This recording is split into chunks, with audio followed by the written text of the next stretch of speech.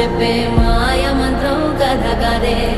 చంటోళ్లను భయపెట్టే భూచోడి కథ కదే, తాత ముత్తాతమ్మల భూతాల కథ కదే, విక్రమాదిత్యుడు చెప్పిన వేదాళుడి కథ కదే, దీపము నుండి బియ్యం వచ్చే అల్లావుద్దీన్ కథ కదే, ఇది ముడత చర్మం ముసలి చెప్పే కథ లాంటి నిజమే.